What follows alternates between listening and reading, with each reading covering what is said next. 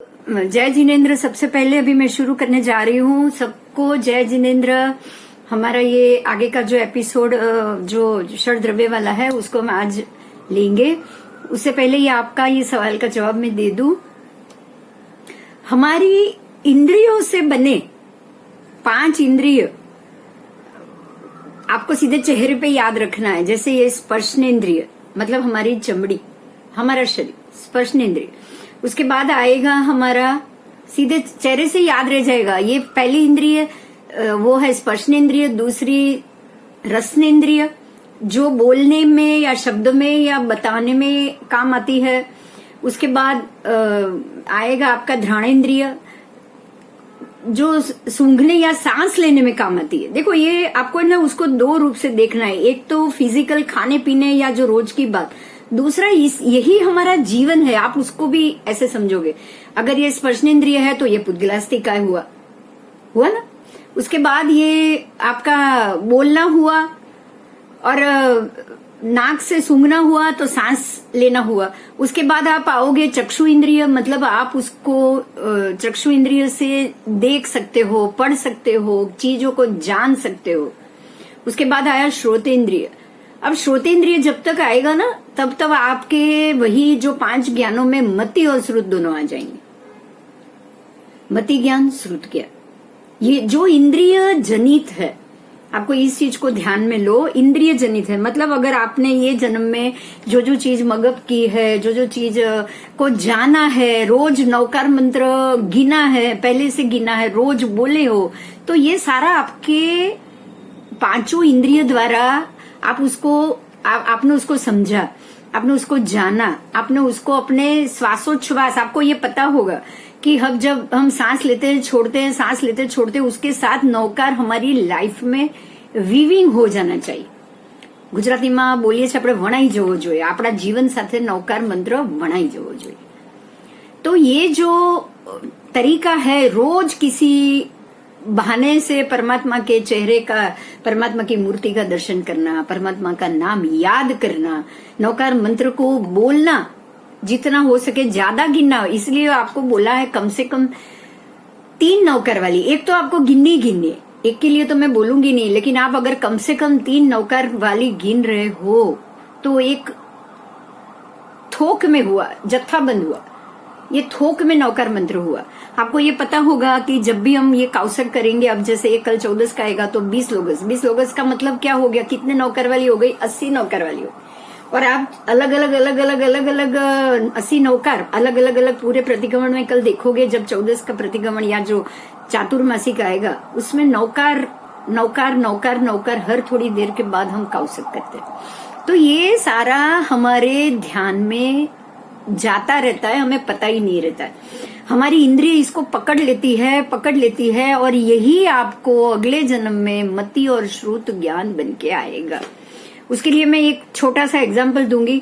अगर मैंने मैं रहती हूँ विले पार्ला। अगर मैंने यहाँ से मेरी कोई जर्नी शुरू की, मुझे बोरीवली तक जाना है, मैंने विले पार्ले से मैं रिक्शा में बैठी, 1 किलोमीटर अंधेरी पहुंचने के बाद अगर मेरे रिक्शा को कोई प्रॉब्लम हुआ या गाड़ी में हूं तो गाड़ी को कोई प्रॉब्लम हुआ, तो अब मेरी नेक्स्ट जर्नी कहां से शुरू होगी? मैं वापस अंधेरी आऊंगी क्या? पार्ला आऊंगी क्या? नहीं आऊंगी। मेरी नेक्स्ट जर्नी सीधी मैं जहां से रुकी हूं वहां से शुरू होगी। तो यही ज्ञान है। अगर आपने ये जन्म में जो भी ज्ञान लिया है वो सारा आपके मेमोरी बॉक्स में सेट हो गया है। मेमोरी बॉक्स मेरा, क्योंकि यही स्पर्शनेन्द्रिय, फिर रसनेन्द्रिय, फिर घ्राणेन्द्रिय, उसके बाद चक्षु इंद्रिय, उसके बाद श्रोतेन्द्रिय, वो मेमोरी बॉक्स क्या हुआ पता है? हम नहीं जानते, लेकिन मति और श्रुत बन के हमारे आत्मा के ऊपर ये लग गया। आपको ये लग गया। फिर कोई नौकार भी बोलेगा तो आपको ये फील होगा अगले जन्म में। आप चाहे कहीं भी अजैन में जन्म लिया हो, लेकिन आपके कान में जब नौकार पड़ेगा तो आपको ये ऐसे याद आएगा कि ये मैंने कहीं सुना हुआ है, क्योंकि श्रुत ज्ञान में वो चला गया। श्रुत ज्ञान यही है। अगर आप आज कुछ वर्ड सुनते हो तो आपको याद आ जाता है कि हाँ मैंने पहले, मुझे ये पता है ये क्या है, मैं जानती हूं ये क्या है। तो हमें ये मति और श्रुत में आपने इस ज्ञान को डालना है। आप ये पढ़ते रहोगे, जानते रहोगे, ये जैनिज्म ने ये क्या बताया है, जैन सिद्धांत कैसे जीव का जन्म से लेकर मृत्यु तक किस प्रकार से वो पूरी चैनल चलती है। वो चैनल चलते चलते चलते कौन कौन सी चीजों को, ज्ञानावरण, दर्शनावरण, ये सारे आवरण हमें कहाँ लगते हैं। क्योंकि हमें जैनिज्म एक ही बात बोलेगा कि भाई आप, एक आत्मा जन्म लेता है, जन्म लेते ही उसको पुद्गल मिलता है, पुद्गल मिलते ही वो क्रिया कर्म, ये कर्म करना, खाना पीना सब चीज शुरू कर लेता है। वो कर्म अपने आप आपके ऊपर, आत्मा के ऊपर चढ़ते जाते हैं। तो वो सारे कर्म को वो जाने, उसको धीरे धीरे घटाता जाए, घटाने के बाद नया कर्म ना चढ़ने दे, और नया कर्म ना चढ़ के जो पुराना है जो उसका निर्जरा करता जाए और नया कर्म ना चढ़ने दे, तो अपने आत्मा के ऊपर से वो सारा कर्म निकाल सकता है। यही जैनिज्म ने बताया। तो ये पूरी चीज को हम अपने मति ज्ञान में भर के आए थे, तभी आज कोई महात्मा के मिलने से ही अपने अपने अपने अपने आपको कोई ना कोई। अब एक चीज मैं आपको बताऊंगी कि बहुत से महात्मा आपको या हमको ये जन्म में मिले हैं, लेकिन कोई कोई महात्मा ही है जिनकी बातों को हमने बहुत जल्दी एक्सेप्ट कर लिया, जिनकी बातें हमें अच्छी लगती, जिनसे मिलना हमें अच्छा लगता है। सब महात्मा ऐसा नहीं है, बताने वाले तो बहुत से महात्मा मिले होंगे आपको अभी तक, लेकिन कोई कोई महात्मा ऐसे हैं कि जो हमें लगते हैं कि अरे, कभी किसी से ना भी मिले हो ना, मैं मेरी भी बात कर रही हूँ, वल्लभ सूरी गुरुदेव जो मेरे जन्म से पहले ही उनका काल धर्म हो गया था, लेकिन जब भी उनका वो पिक्चर देखती हूँ या जब भी उनकी बात सुनती हूँ तो मुझे लगता है कि अरे मैं इनके साथ रही हूँ, मैं इनको जानती हूँ, मुझे ये बहुत अच्छे लगते हैं। हम ऐसा फील करते हैं, हम ऐसा फील करते हैं। तो ये जो फील है यही हमारे मति और श्रुत में बैठ जाएगा। आपको अगर ये सब्जेक्ट अच्छा लगेगा, आप इसको पढ़ते रहोगे, जानते रहोगे। आपको सिर्फ जानना है, आपको कुछ भी मगिंग नहीं करना है। आप उसको जानोगे, ये कैसे काम कर रहा है उसको जानोगे, उसकी सिस्टम को जानोगे, परमात्मा ने क्या बताया है वो जानोगे, तो आपके मति में अपने आप ये बैठता जाएगा। और ऐसा बैठेगा। मैं सच बताती हूँ, एक और बात बताती हूँ, बहुत इंपॉर्टेंट है, आज सुनो। आप सब लोगों ने ये सब्जेक्ट ये जन्म में शुरू नहीं किया है, आप सबने ये सब्जेक्ट ये जन्म में शुरू नहीं किया है। अगर ये जन्म में शुरू करते ना तो एक दो सुन के आप घर वापस चले गए होते, यहां से निकल गए होते, क्योंकि ये सब्जेक्ट को आपने पसंद किया है। पिछले जन्म में आपने ये सब्जेक्ट के मामले में जानकारी ली और उसको पसंद किया, तभी आप इस जन्म में पूरे इतने घंटों तक बैठकर सुन रहे। नहीं तो ये एक सब्जेक्ट ऐसा नहीं है कि आपको पहली ही बार में अच्छा लगने शुरू हो जाए। तो आप ये समझो कि आपके मति श्रुत में ये शब्द पड़े हुए थे, जो अभी मैं बोल रही हूं उसको आपको लगता है कि नहीं मैं इसको और सुन, आपको अच्छा लग रहा है।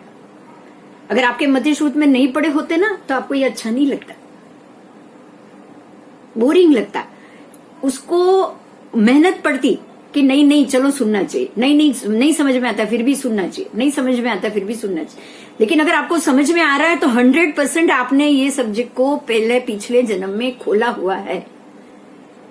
ठीक है। तो अभी हम आगे चलेंगे। ये ज्ञानावरण दर्शनावरण में बहुत सारी चीज आएगी, ये सारी जानने के लिए, ताकि हमको पता चले कि हम ज्ञान के आवरण को कैसे घटाएंगे। ओके, अभी मैं प्रेजेंटेशन में जा रही हूं। देखो, ये षड्द्रव्यात्मक लोक जो हमने कल जो पढ़ा उसमें ये है आकाश, अलोक आकाश, और अलोक आकाश के बाद धर्मास्तिका है, अधर्मास्तिका है, आकाशास्तिका है, पुद्गलास्तिका है, काल और जीवास्तिका है। उसमें से हमने 4 सब्जेक्ट तो कल कर लिए थे। ठीक है, चलो तो अभी हमने जो कल, मैं फिर से बता देती हूँ। देखिए, ये अलोक है और लोक, और आसपास मैं कर्सर घुमा रही हूँ, या आसपास अलोकाकाश, मध्य में अलोक, 14 राजलोक, और लोक के अंदर के षड द्रव्य। अब ये षड द्रव्य कौन कौन से हैं? तो है धर्मास्तिका। धर्मास्तिका आप देख सकते हो, जैसे ही हमने कल जाना कि धर्मास्तिका सभी जीवों को गति कराता है, गति के लिए जरूरी है। उसके बाद आया अधर्मास्तिका। अधर्मास्तिका सभी जीवों को स्थिरता के लिए बहुत जरूरी। ये ऐसे ऐसे द्रव्य है जो आपको, नहीं तो आप चलते ही रहते, आप इसकी तरह चलते ही रहे, आप कभी स्थिर नहीं रह पाते। अब तीसरा आया आकाशास्तिकाय। आकाशास्तिकाय का मतलब ये हुआ कि ये जो 14 राजलोक के अंदर जो आकाश है, उस आकाश ने षड द्रव्य और सभी जीवों को अपने अंदर समाया हुआ है। आकाश है तो ही आप अंदर बाकी षड द्रव्य को लेकर रह सकते हो। आकाश का मतलब होता है अवकाश, किसी को अवकाश देना, किसी को जगह देना। जैसे कल क्वेश्चन हुआ था, ये अलोकाकाश ने, अलोकाकाश इसलिए इसको कहा गया, अलोक में अलोकाकाश तो है ही, इसीलिए कि वो आकाश है, तभी उसने 14 राजलोक को जगह दी। और बराबर यहाँ 14 राजलोक के अंदर, हम इसके अंदर जाएंगे, आकाशास्तिकाय। आकाशास्तिकाय 14 राजलोक के अंदर है, बाहर तो अलोकाकाश है, तो आकाश कहाँ है, लोकाकाश कहाँ है, 14 राजलोक के अंदर। ओके, अब 14 राजलोक के अंदर लोकाकाश है और उस लोकाकाश ने बाकी सभी द्रव्यों को जगह दे दी। आज हम करेंगे पुद्गलास्तिकाय। पुद्गलास्तिकाय क्या है? पुद्गलास्तिकाय के पीछे पीछे पीछे तो पूरा जैनिज्म चलेगा। और उसके बाद है काल। काल अस्तिकाय भी हमने जाना। अब काल अस्तिकाय में 2 प्रकार थे, निश्चय काल और व्यवहार काल, है ना। ये निश्चय है, ये व्यवहार है। अब निश्चय काल तो क्या हुआ, तो वो उसमें कोई एक पर्टिकुलर एक चीज नहीं, लेकिन व्यवहार काल समय से शुरू हो रहा है। देखो आपको घड़ी दे दी, समय, फिर मिनट, फिर घंटे, फिर महीना, फिर साल, पूरा पूरा पूरा वहां से लेके अनंत उत्सर्पिणी अवसर्पिणी, एक के बाद एक आप स्टेप बढ़ते जाओगे तो वो एक एक चीज हुई, वो व्यवहार काल हुई। और ये पूरा जत्था जो सारा का सारा काल में आ गया, भूत भविष्य वर्तमान अतीत अनागत और आने वाली सारी 24, सारा का सारा अनंत उत्सर्पिणी अवसर्पिणी काल जो निश्चय काल हो गया। तो ये हुआ काल। काल में भी आप देखोगे बच्चे से लेके बड़े तक आपकी जो समय, जो हमारा जीवन चलता है, ये समय बदलता है, पर्याय बदलते हैं। द्रव्य तो पुद्गल वैसा का वैसा है, पुद्गल द्रव्य नहीं बदलता, आत्म द्रव्य नहीं बदलता। बदलता क्या है, तो पुद्गल की अवस्था बदलती है, उसके पर्याय बदलते हैं। अवस्था मतलब एक है बालपन, एक है वृद्धपन। तो शक्ति घटेगी बढ़ेगी, शक्ति घटेगी बढ़ेगी, लेकिन पुद्गलास्तिकाय वही का वही। अब आओ जीवास्तिकाय। जीवास्तिकाय क्या है? देखो, इसको जीवास्तिकाय नहीं कहा क्योंकि ये पुद्गल के साथ जीव है। ये सारा जो शरीर है वो पुद्गल और जीवास्तिकाय, पुद्गलास्तिकाय का मिश्रण है। अब आप पढ़ोगे सिर्फ जीवास्तिकाय, तो जीवास्तिकाय क्या है? सारे सिद्ध गति के देव, ये सारे सिद्ध देव, ये सारे सिद्धात्मा। हम जानते हैं सिद्धात्मा, तो ये सारे आत्मा है, जो जीव है, जो समूह है, जीव का समूह। जीव का मतलब ही आत्मा होता है। आप जैनिज्म में जीव का मतलब आत्मा जानोगे, क्योंकि ये जो है ना पुद्गलास्तिकाय, पुद्गल और जीव का मिश्रण है। अभी हम जो है, मेरा शरीर, आपका शरीर पुद्गल और जीव का मिश्रण है। जब ये हमारे सभी आत्मा जीव और पुद्गल के मिश्रण में से अगर कोई आत्मा सिद्धात्मा होगा, कोई अपने आने वाले समय में, तो वो पुद्गल को छोड़ के सिद्ध गति में, देखो मैंने एक बात आपको बताई थी, तब आज मैं वापस उसका विवेचन करूंगी। मैंने आपको बोला था कि सिद्धात्मा लोक के ऊपर जाते हैं, लोक में नहीं रहते हैं। ये जो सिद्ध क्षेत्र है वो 14 राजलोक के अंदर उससे छूकर है ये पृथ्वी, क्योंकि ये पृथ्वी भी एकेंद्रीय जीवों से बनी हुई है। इसका नाम है ईशत प्राग्भारा पृथ्वी, ये जो सिद्ध शिला है वो। और वो शिला आपको एकेंद्रीय जीवों से मिश्रित बनेगी। तो ये एकेंद्रीय जीव है, ये सिद्ध शिला है, तो ये लोक के अंदर है। लेकिन सारे सिद्ध के जीव लोक के बाहर निकल के इस पृथ्वी को छोड़ के, देखो आपको बीच में जगह मिलेगी। आप देख रहे हो बीच की जगह खाली, सिद्ध के जीव इस पृथ्वी को छोड़ के बैठे हैं। उस दिन ये चर्चा हुई थी, मैंने बोला था मैं आपको बाद में समझाऊंगी जब ये टॉपिक फिर से चलेगा। आप ये जान लो कि जो भी सिद्धात्मा है ना, वो लोक के बाहर है। ये पृथ्वी आपकी सिद्ध क्षेत्र लोक के अंदर है, क्योंकि ये पृथ्वी है, ये पृथ्वी बाहर नहीं रह सकती, और ये अलोक में नहीं है, इसके बाद अलोक शुरू होगा।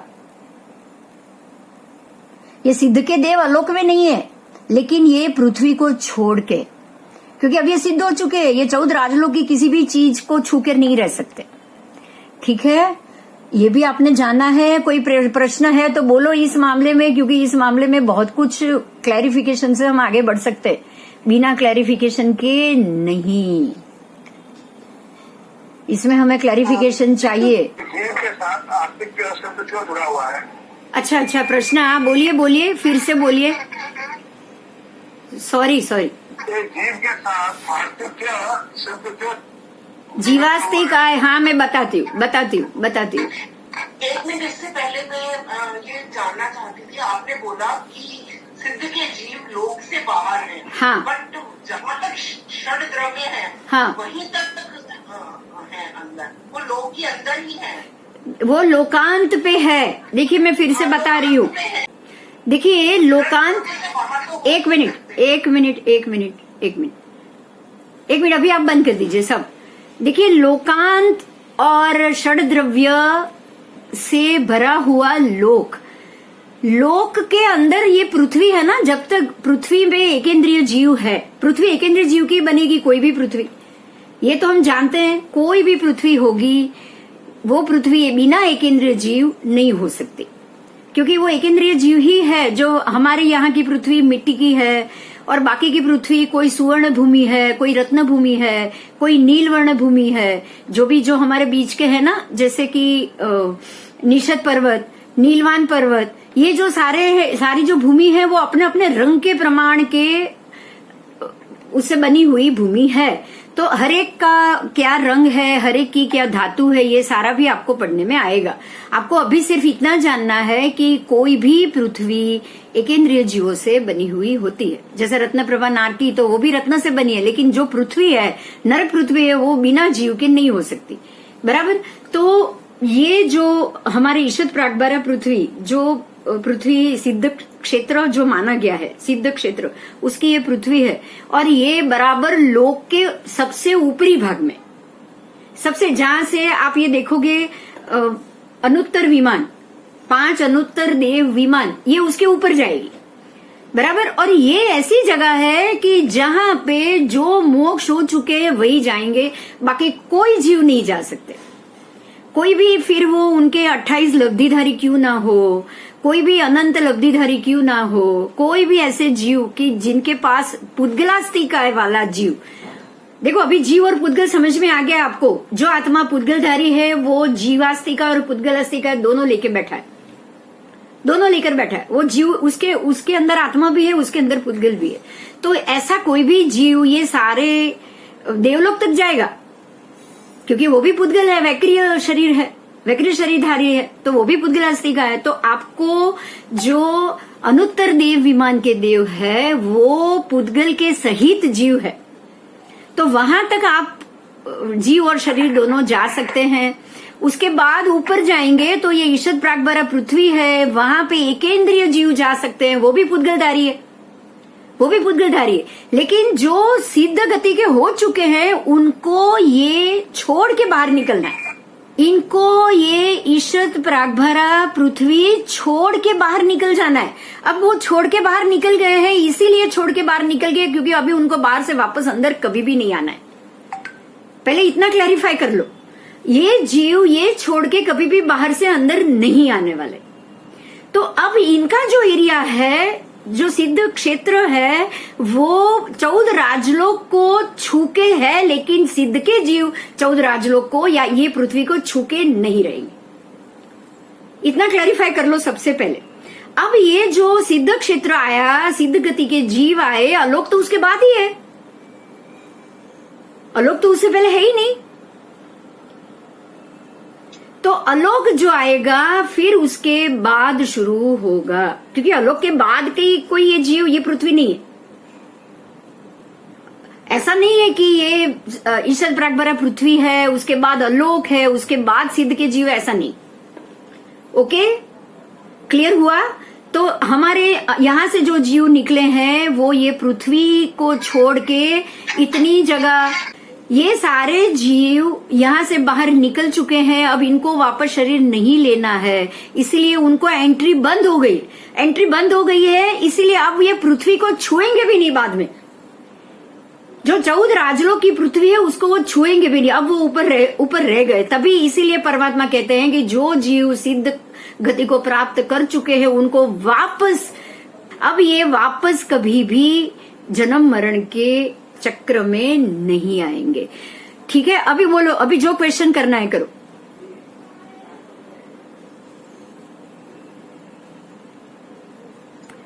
हाँ, मैं ये कह रही थी कि जहाँ तक धर्मास्तिकाएं हैं, हाँ, धर्मास्तिकाएं हैं, तब तक वहाँ तक जीव द्रव्य है, हाँ, वो लोकांत तक जाता है। हाँ, और अधर्मास्तिकाएं उसे स्थिर करता है। हाँ, ठीक है कि सिद्धशिला के ऊपर, मतलब 12 योजन ऊपर, 100 सिद्ध मास से 12 योजन ऊपर जैसे सिद्धशिला है, हाँ, तो उसके ऊपर, उसके भी ऊपर जहाँ तक धर्मास्तिकाएं और अधर्मास्तिकाएं है, लोक के अंत तक, वहाँ तक उनका मतलब सिद्ध जीवों जाते हैं। क्षण द्रव्य से बाहर तो, लोक से बाहर तो जा ही नहीं सकते। सुनिए, अभी 2 मिनट बंद कर दीजिए प्लीज, 2 मिनट बंद कर दीजिए।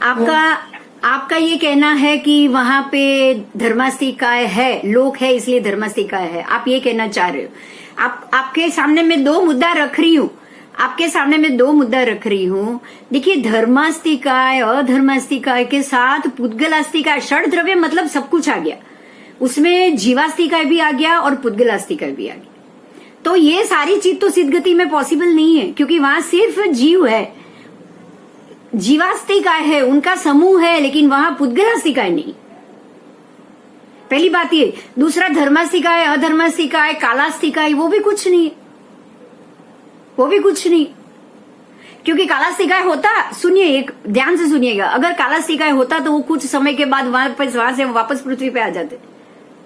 कालास्तिकाएं का मतलब ही तो यही है, अनंत उत्सर्पिणी अवसर्पिणी, एक के बाद घूमना है। उनको घूमना नहीं है, उनको इसीलिए वो षड द्रव्य को छोड़ के बाहर चले गए।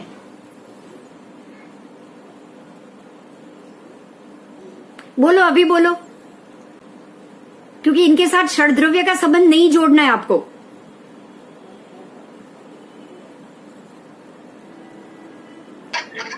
ऐसा है जैसे कि मैंने, जैसे लोक षड द्रव्यात्मक है, हाँ, अखंड द्रव्य है, हाँ, धर्मास्तिका है या अधर्मास्तिकाएं है, हाँ, तो वो उसको जहाँ तक उसको गति देता है, जीव ऊपर तक जाता है। और सिद्धशिला से भी ऊपर तक जीव जाता है। और जहाँ पर ये षड द्रव्य खत्म हो जाते हैं, अधर्मास्तिकाएं जहाँ तक उनको स्थिति देता है, वहां तक जाके, इवन यहाँ पर मैंने ये सुना है कि उनके सबके सिर वहां तक बराबर है, नीचे से कोई खड़ा है या बैठा है या कोई है, वो नीचे से डिफरेंट है, लेकिन ऊपर से सबके सिर बराबर है। क्योंकि वहां तक अधर्मास्तिकाएं जहाँ तक है, वहां तक जाके वो रुक जाती है। आप 1 मिनट, अब 1 मिनट बंद कर दीजिए माइक। देखिए, आप ये कह रहे हो सबके सिर बराबर है। पहले तो एक बात जानो कि आपका जो भी शरीर अवगाना होती है उसका 2/3 अवगाना वहां पे मिलेगी। पहली बात है, अगर आप कौसक ध्यान में अगर वहां जितने भी सिद्धात्मा बैठे होंगे उनमें से कोई 500 धनुष वाले के 2/3 करो और कोई 7 फुट वाले की 2/3 करो, सबके सिर एक जैसे मिलेंगे ही नहीं। तो कुछ चीजें ऐसी है जो कंफ्यूजन में है, आप उसको वहीं पे स्टॉप रखो। ठीक है, आपके क्वेश्चन में ही क्लैरिटी नहीं है। जैसे जैसे आप इसमें आगे बढ़ोगे आपको क्लैरिटी के साथ आप जाओगे। हम है ना, जब भी जैसे टॉपिक आएगा जो गाथा के साथ आएगा उसको ही चर्चा करेंगे। अभी आप इतना जानो, अभी आप सबके लिए इतना जानना जरूरी है कि जो जीव सिद्ध बन चुके हैं वो, उनकी आत्मा जीवास्तिकाएं वो एक समूह बनके सिद्धशिला में रहेगी, तो भी सिद्धशिला की भूमि को छोड़ के रहेंगे। आप अभी इतना ही जानो, आएगा वापस सिद्ध के जीव का भी आगे भेद आएगा, और हमारे जो अयोगी केवली, सहयोगी केवली और ये सब करने के बाद जब जीव मोक्ष में जाता है तो वहां पे क्या स्थिति है वो भी आएगा।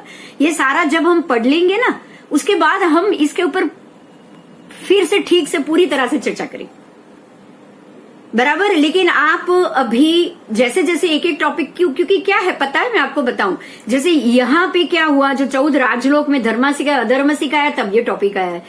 अब जब आगे आपके लिए जब सिद्ध शिला का टॉपिक आएगा तब भी ये टॉपिक वापस खुलेगा, अब लोकांत का टॉपिक आएगा तब भी ये टॉपिक वापस खुलेगा। तो बेटर कि जब ये पूरा टॉपिक खुल जाए, उसके बाद स्थिति हमको मालूम हो जाए, उसके बाद ही आप चर्चा में उतरो, ठीक है। बोलो क्या लग रहा है, आप बताओ मुझे ना, आप बोलोगे तो मैं चर्चा करने के लिए रेडी हूँ, लेकिन मैं सुनीता बोल रही हूँ। हाँ बोलिए। जैसे एक गैस का गुब्बारा है, हाँ वो हम जैसे नीचे छोड़ा, हाँ गैस का गुब्बारा छत पे लग जाता है। हाँ, हाँ। चाहे गुब्बारा बड़ा हो या छोटा हो, जो भी उसकी अवगाना हो, हाँ। बट वो छत पे लगे, क्योंकि उसके ऊपर पार वो जा नहीं सकता। हाँ। जहाँ तक अधर्मास्तिकाय है, अधर्मास्तिकाय जहाँ तक होगी वहां पर जाके वो रुक जाएंगे, क्योंकि वो उनको जगह देगा। धर्मास्तिकाय और अधर्मास्तिकाय जहाँ तक होगी उनकी गति होगी, और वो लोकांत तक है, तो वहां जाके वो आत्मा रुक जाएगी। ठीक। शिला में कोई टच नहीं करता, ये बात आपकी बिल्कुल मतलब मैं मानती हूँ, बट किस पॉइंट पे कि जहाँ धर्मास्तिकाय और अधर्मास्तिकाय है वहां तक जीव जाएगा। देखिए एक बात, पहला तो प्रश्न ही ये है कि वहां पे धर्म सिखाए अधर्म सिखाए है या नहीं। सबसे पहला प्रश्न ये कि अगर वहां धर्म सिखा है अधर्म सिखा है तो वहां षड द्रव्य होने चाहिए। मैं यही कहूंगी, मैं और कुछ नहीं कहूंगी। षड द्रव्यात्मक लोक है, कभी भी धर्म सिखा अधर्म सिखा अकेले नहीं रह सकता। पहला तो यही प्रश्न है, बराबर।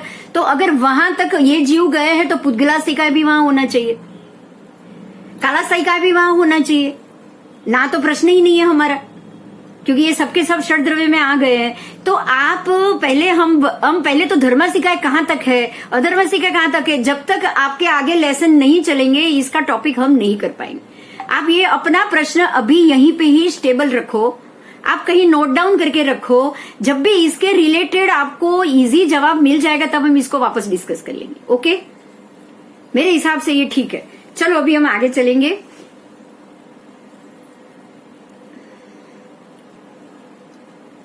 अभी हम जैसे ये आपको ये षड्द्रव्य पिक्चर मैंने ले लिया, अभी हम कल के ही जो 2 टॉपिक बाकी है अभी उसमें जा रहे हैं। आपको प्रेजेंटेशन दिख रहा है ना? सिर्फ हाँ बोलो। पेज दिख रहा है? पेज बस बस बस हाँ बस बस। अभी हम पुद्गलास्तिकाय करेंगे। पुद्गलास्तिकाय ये क्या है? जिसमें द्रव्यों का मिलना, बिछड़ना, सड़ना, गलना, बढ़ना, घटना, ये सारा पॉसिबल है। देखिए पुद्गलास्ति क्या है, पुद्गल क्या है? पुद्गल ऐसा है कि एक ऐसा द्रव्य है, पुद्गल द्रव्य। अभी आप उसको पुद्गल द्रव्य सोच के जाओ कि जिसमें ये द्रव्य का मिलन होता है, इसमें बाकी के द्रव्य का मिलन होता है, उससे द्रव्य से बिछड़ना भी होता है। ये द्रव्य पड़ा पड़ा सड़ता है, गलता है, फिर धीरे धीरे बढ़ता भी है और बाद में घटता भी है कभी कभी। ये सारी प्रक्रिया जिसमें हो उसको पुद्गलास्तिकाय कहा गया है। पुद्गल समूह है, अस्तिकाय पुद्गल का समूह, इसका नाम ही बोलो पुद्गल का समूह। अच्छा, अब ये इसके जैसे काल के 2 हमें प्रकार बताए गए थे, ऐसे पुद्गलास्तिकाय के 20 अलग अलग 20 प्रकार है। प्रकार कहो या उसके गुण कहो, जो भी कहो, वो क्या है उसको देखो 20 कैसे हुए।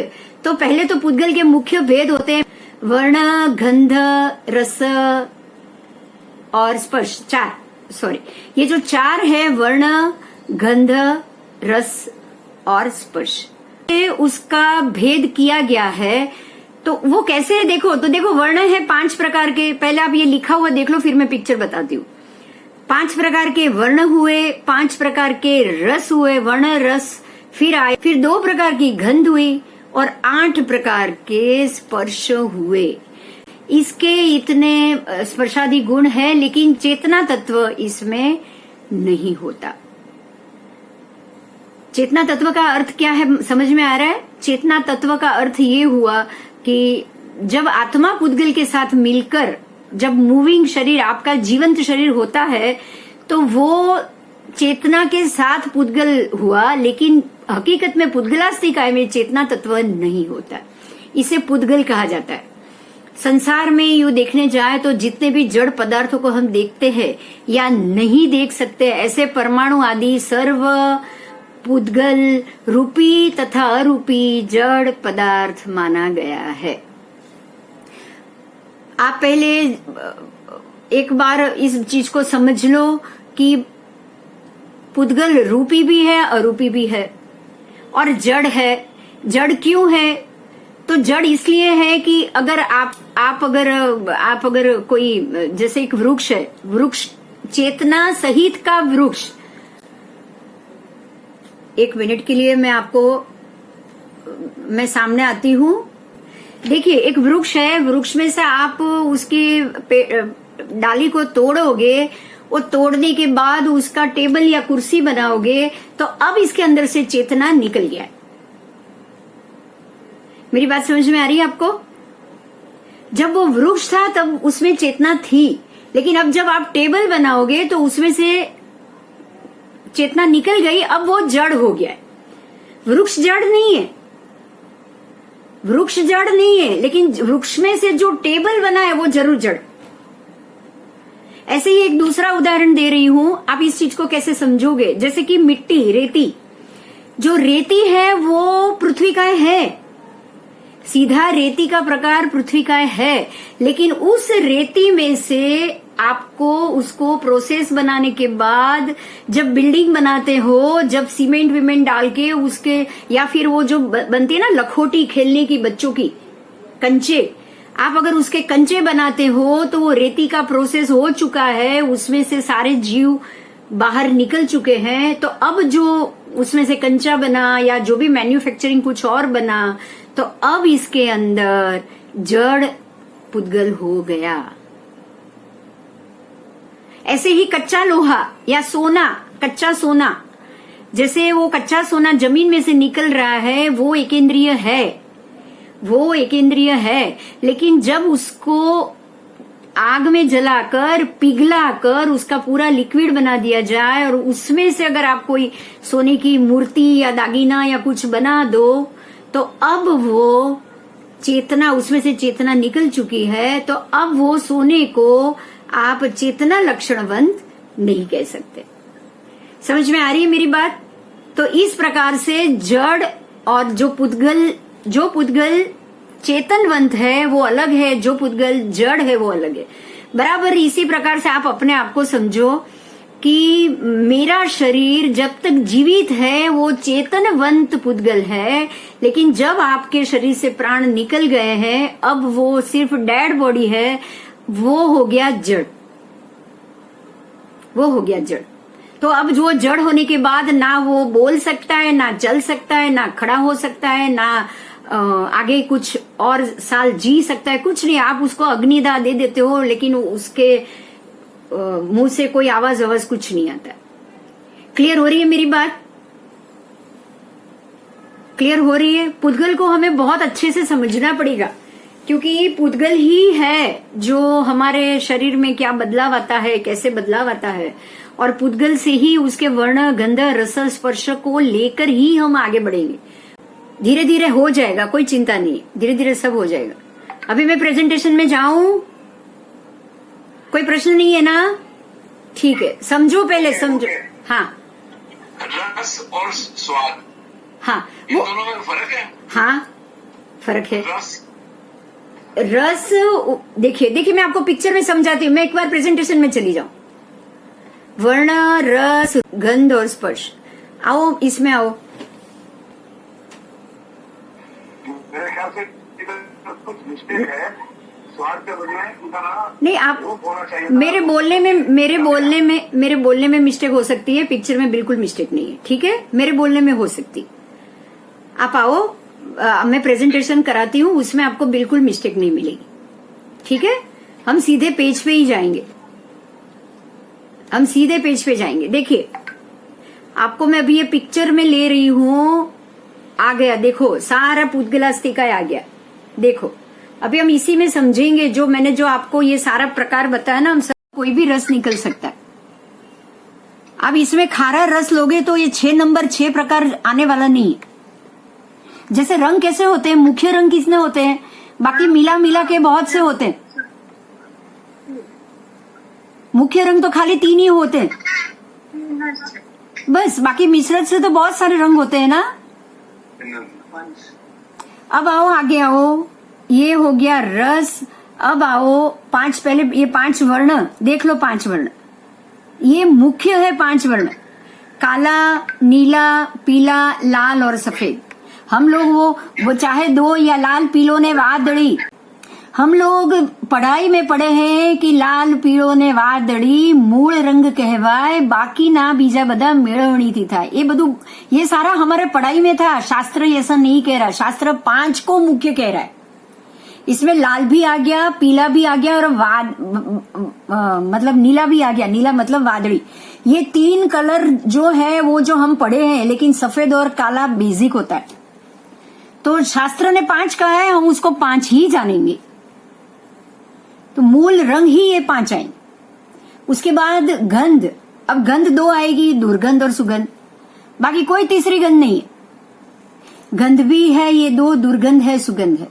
रंग है लाल, पीला और नीला, वो तो लाल, पीलो, वादड़ी, 3 आपको पता है, बाकी सफेद और काला। तो ये 5, 2 गंध, 5 वर्ण। अब आओ 5 रस, फिर से कशेला, खट्टा, तीखा, कड़वा और मीठा। अब आओ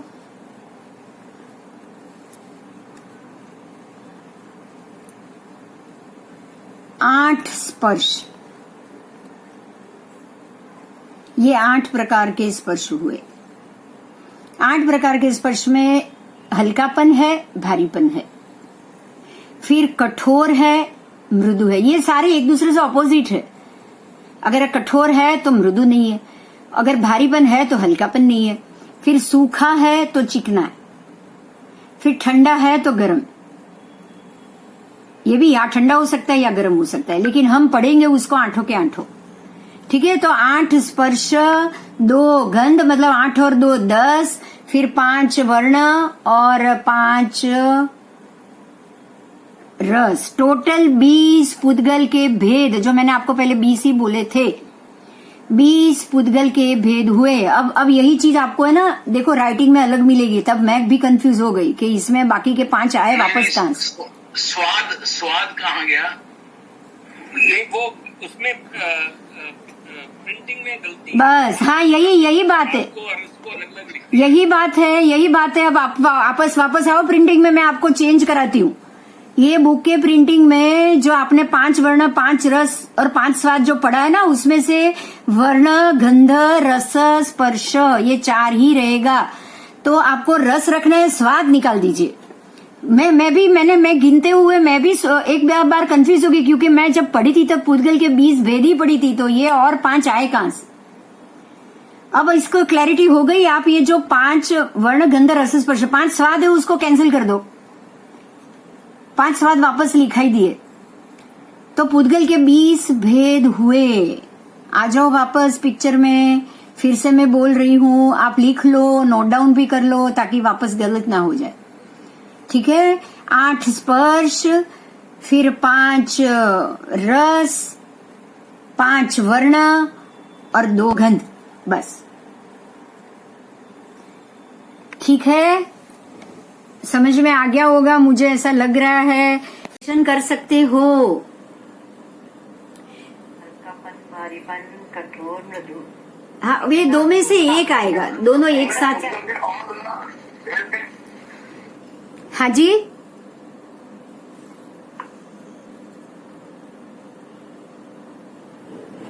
होगा कि कुछ को होगा।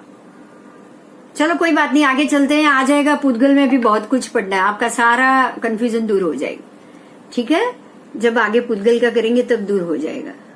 ओके, चलो अभी प्रेजेंटेशन में जाते हैं। पुद्गलास्तिकाय हो गया। अब आओ जीवास्ति। पुद्गल का और भी भेद भी है ना, जैसे इंद्रियों के कुल कितने विषय हैं? वही वर्ण गंध रस स्पर्श। यही है चार। हाँ, यही चार ही तो है। वही तो पुद्गल के भी हुए गुण 20। मतलब वर्ण गंध रस स्पर्श, ये चार ही तो होते हैं। श्रोतेंद्रिय का कोई वो नहीं है ना? नहीं नहीं नहीं नहीं नहीं नहीं, श्रोतेंद्रिय का वर्ण गंध आ गया ना आपका।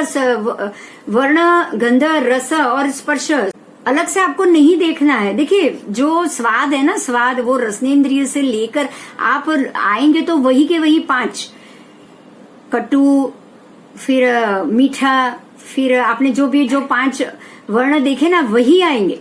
और जरूरी नहीं है वर्ण आपके शरीर में भी आते हैं, शरीर के रंग में भी आते हैं। ये पुद्गलास्थि का कोई वो नहीं होता ना सब्जेक्ट मैटर। देखिए पुद्गलास्थि काय में इंद्रियों का जब सब्जेक्ट आएगा तो वो सिर्फ इंद्रियों में जाएगा। तो उसमें हो सकता है कि ये इंद्रिय में ये 5 आए ना तो ये सुगंध दुर्गंध सब अलग अलग हो जाए। ओके, देखिए वर्ण गंध रस स्पर्श सब इकट्ठे होके पुद्गल के 20 भेद हुए। अब आप अगर खाली श्रोतेंद्रिय के देखने जाओगे तो उसके भेद अलग हो जाएंगे।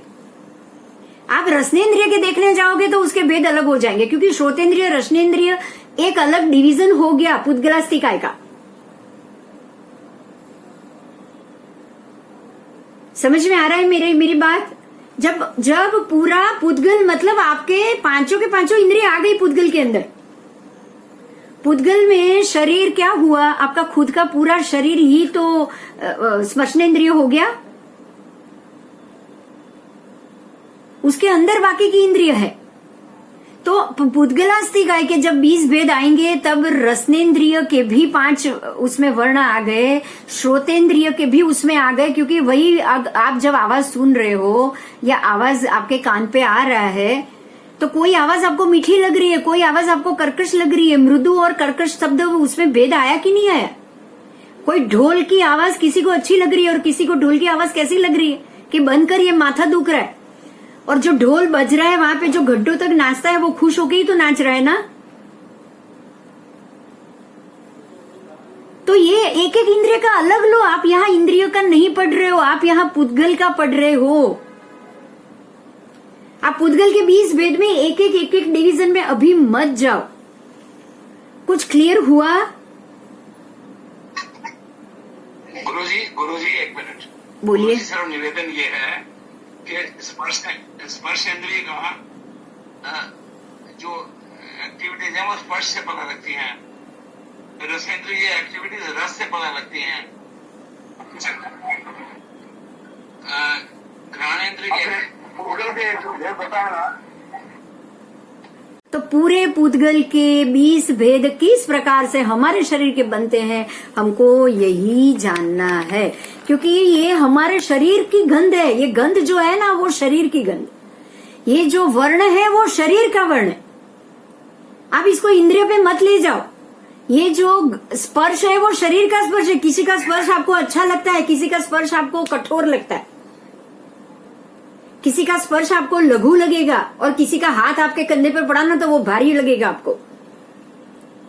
तो ये आपके पूरे शरीर से आपको डिफाइन करना है, ना कि एक एक इंद्रिय से। ओके, ठीक है। तो ये पुद्गलास्तिकाय हुआ। अब पुद्गलास्ति, कुछ बोलूं क्या मैं? हाँ बोलिए बोलिए बोलिए बोलिए, सबको छूट है बोलने की, बोलिए।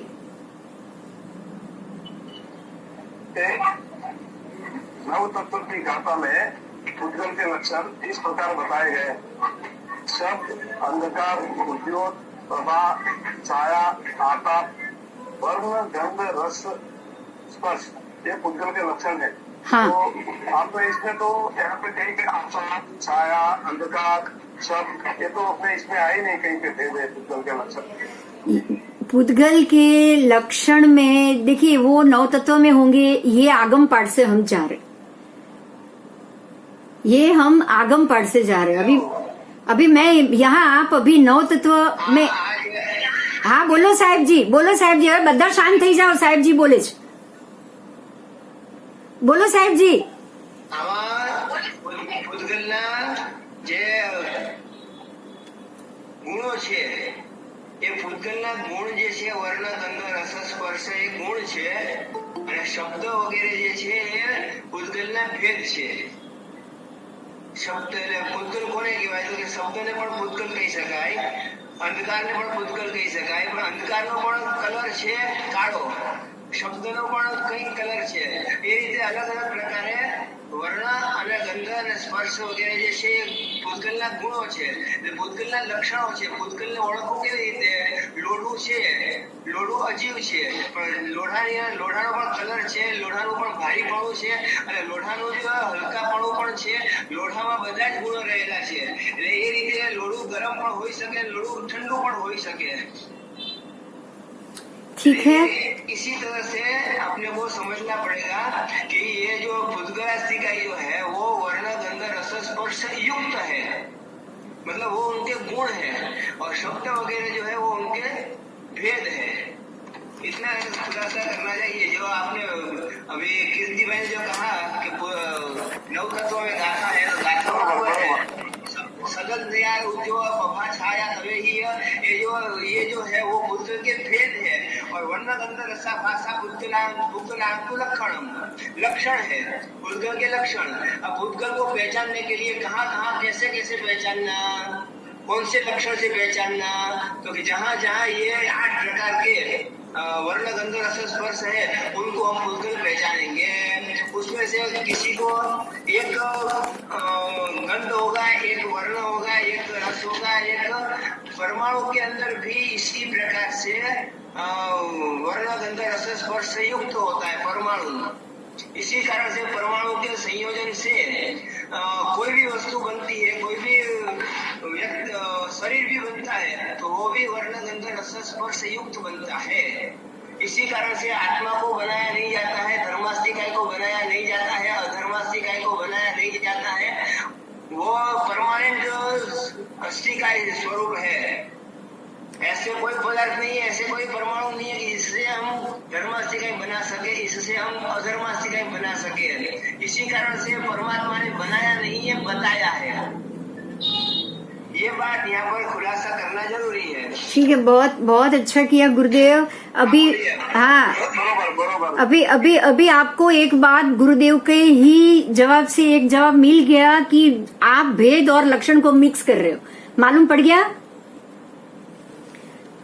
आपने भेद और लक्षण को दोनों को इकट्ठा कर लिया. ये लक्षण चल रहे हैं तो लक्षण ही जानो, भेद उसमें आप मिश्रित मत करो. ठीक है, क्लियर हुआ?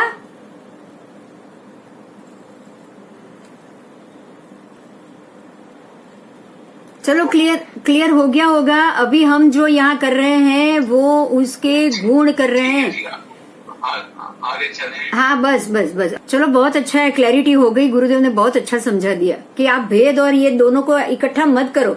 इसलिए अगर आपको लगे ना कि यहाँ अलग है यहाँ अलग है तो यही समझना कि हम गलती कर रहे हैं समझने में. बस अब आगे चलेंगे. जीवास्तिकाय, ये सबसे अंतिम षड्द्रव्य में से हम आप जान रहे हो. तो जीवास्तिकाय क्या है? जिसमें ज्ञान अथवा चेतना है उसे जीव कहते हैं. अब ज्ञान अथवा चेतना क्या चीज है? जो 8 ज्ञान है आत्मा में भी 8 ज्ञान तो है ही, विद्यमान है ही. वो आवृत है, इसलिए वो जीव और पुद्गल के साथ मिश्रित हो जाता है. और जिसके वो 8 ज्ञान खुल चुके हैं, जिसके ऊपर कोई आवरण नहीं है, वो खुद जीव पुद्गल को छोड़ के सिद्ध गति में चला जाता है. अब आगे सुनो, चेतना का अर्थ क्या है? पहला तो हम चेतना जानेंगे कि चेतना का मतलब क्या है. चेतना का अर्थ है संवेदना, सुख दुख अनुभव करने की शक्ति. जीव को चेतना व आत्मा भी कहते हैं. जीव के अनेक भेद प्रभेद है. एकेंद्रिय से लेकर पंचेंद्रिय तक सभी संसारी जीव है. जो मुक्तात्मा है वे भी तो जीव है, परंतु वे इंद्रियादि से रहित होने से मुक्त या सिद्ध जीव कहलाते हैं. अब हम यहाँ पे जीवास्तिकाय के 2 भेद करेंगे. मुख्यतया 2 भेद जीवास्तिकाय के. कौन से भेद? तो संसारी जीव और सिद्ध जीव. देखिए, मैं अभी ये समझाऊंगी क्योंकि इसमें लिखा हुआ नहीं है. ये लिखा हुआ नहीं है, इसको आप सिर्फ समझो। जीवास्तिकाय के मुख्यत्वे दो भेद होंगे, एक होगा संसारी जीव, दूसरा होगा सिद्ध गति का जीव। तो एकेंद्रिय से लेके पंचेंद्रिय तक संसारी सभी जो 14 प्रकार के जीव आएंगे, वो 14 प्रकार के जो संसारी जीव है, वो सारे संसारी जीव वो पुद्गल के सहित ही मिलेंगे। ये कर्म से आवृत मिलेंगे, जिनके आठों के आठों ज्ञान खुले हुए नहीं मिलेंगे। तो ये हुए संसारी जीव। और जो जीव के अष्ट कर्म खत्म हो चुके हैं, आठों के आठों ज्ञान खुल चुके हैं, वो जीव अभी मुक्त जीव होके જ્ઞાન 8 નહીં, જ્ઞાન 5 જ છે। हाँ साहेब, पर आवरण निकली गया हुआ। आठों के आठों कर्म के आवरण जिनके निकल चुके हैं, वो सबके सब जीव सिद्धात्मा होके आपको मोक्ष में मिलेंगे। तो जीवास्तिकाय, जिसके दो भेद जाने, संसारी जीव और मुक्त जीव। अब ये दो भेद आपके अभी षड्द्रव्य खत्म हो गए। अभी ये षड्द्रव्य को कहाँ है, अब इसको आप समझो। देखो, इसमें भी एक और आगे लाइन है जिसको हम पढ़ेंगे हमारे इसी पेज के ऊपर, षड्द्रव्यात्मक लोक। और इस पेज में ये खास लिखा है, जहां ये 6 द्रव्य विद्यमान होते हैं उससे लोक, या तो दूसरी भाषा में हम उसको ब्रह्मांड, विश्व, जो ये हमारी लैंग्वेज है आप उसको छोड़ दीजिए, इसे लोक कहा जाता है। जहाँ पे ये षड्द्रव्य विद्यमान होता है वही लोक है। जहाँ पे ये षड्द्रव्य विद्यमान नहीं है उसको हम लोक नहीं जानेंगे। और ये सारी चीज आपने कहाँ से लिया हुआ है, तो उसका उल्लेख भी दिया गया है। चलो, अभी ये जो आपने सीखा है वो सबके विवेचन देख लीजिएगा। बस ठीक है। अभी हम ये सभी धर्मास्तिकाय, अधर्मास्तिकाय सभी में और डिटेल से जा रहे हैं, ठीक है? ठीक है, ये षड्द्रव्य है। षड्द्रव्य को आपको देखिए, धर्मास्तिकाय मतलब गति करने में सहायक, तो उसको हवा भी गति करने में सहायक है, तो हवा धर्मास्तिकाय हो गया, ऐसा नहीं सोचना है। मैंने वो पढ़ा, मैंने क्या पढ़ा कि जैसे रेल की पटरी दौड़ रही है तो क्या वो धर्मास्तिकाय हुआ? ना, दौड़ने में, गति में रेल को दौड़ाने में पटरी सहायक हुई, ऐसे ही जीव को चलाने में धर्मास्तिकाय सहायक है। एग्जाम्पल दिया है सिर्फ। तो धर्मास्तिकाय अधर्मास्तिकाय कोई ऐसे तत्व नहीं है जिसको आप हवा मान सको या पानी मान सको। मेरी बात समझ में आई? धर्मास्तिकाय एक ऐसा तत्व है जो ना हवा है, ना पानी है, ना प्रकाश है, ना अंधकार।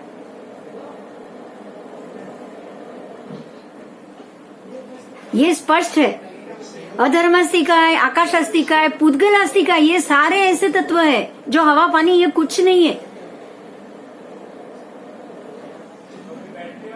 आपको ये पता होगा, जो अष्टकृष्ण राजी जो बिल्कुल अंधकार में है, और जहां पे ज्यादा प्रकाश है, जो उद्योत, मतलब अभी जो शब्द आए उद्योत, अंधकार, ये सारा उसके भेद हो सकते हैं, लेकिन वो खुद एक तत्व नहीं है। इसीलिए धर्मास्तिकाय को, अधर्मास्तिकाय हो, पुद्गलास्तिकाय हो, आकाशास्तिकाय हो, ये कुछ भी हो, ये आपको इस प्रकार के अग्निकाय, पृथ्वीकाय, वायुकाय, अपकाय तत्वों में आपको उसको नहीं लेना है। एक बात समझना,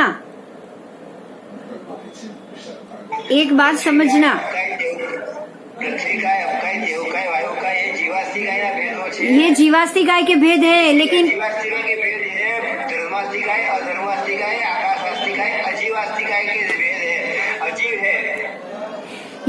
यही चीज को मिश्रित मत करना आप। हाँ, मैं यही सबको यही समझा रही हूँ। ऐसे ही आप ये देखिए जो अष्टकृष्ण राजी है ना, वो भी पुद्गल है। अब वहां पे जीव है या नहीं, वहां पे देव आ जा सकते हैं, वहां पे हवा भी है, वहां पे पानी भी है, हर चीज वहां पे उपस्थित है। तो ये सारी चीज, जैसे आप एक चीज पढ़ोगे जो अरुणोवर द्वीप समुद्र के बराबर लाइन में, उतनी यहाँ से हमारे जो द्वीप समुद्र है उतनी दूरी पे है, और वहां से वो देवलोक में है। तो आपको ये सारी चीज को उसके गुण और उसके भेद में रखना है। आप उसको अष्टकृष्ण राजी को या पानी को या जो मेघ है उसको पानी के भेद कह सकते हो, लेकिन उसको धर्मासिका अधर्मासिका या षड द्रव्य का नाम नहीं देना है। आपको दोनों को मिश्रित नहीं करना है। धर्मास्तिका है सिर्फ जीव और पुद्गल को गति करने में सहायक है और है।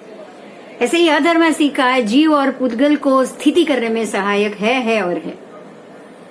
ठीक है, तो अब हम खाली धर्मास्तिका के ऊपर अगले क्लास में जाएंगे और आप हो सके तो उसका पूरा पेज पढ़ के आना। मेरी रिक्वेस्ट है आपको सब भेज दिया गया। आपको पूरा जो 12 पेज का पीडीएफ है वो आपको भेज दिया गया, तो आप पूरा धर्मासिकाय का पेज उसके वो रूपी है वो अरूपी है, क्योंकि बहुत क्वेश्चन आएंगे। मैं समझ रही हूँ कि उसमें बहुत क्वेश्चन है। ये रूपी है या अरूपी है या क्या है, वो उसको द्रव्य क्षेत्र काल भाव ये चारों से मल्टीपल करेंगे। अब धर्मास्तिकाय को द्रव्य से क्षेत्र से काल से भाव से ये सबसे षड द्रव्य को सबको हम मल्टीपल करें, तो ये सारी चीज आप जानोगे। लेकिन मैं चाहती हूँ कि उससे पहले आप उसको पूरा एक बार मैं ज्यादा नहीं कहूंगी, एक बार रीडिंग करके आओ, चाहे ना समझ में फिर भी रीडिंग करके आओ।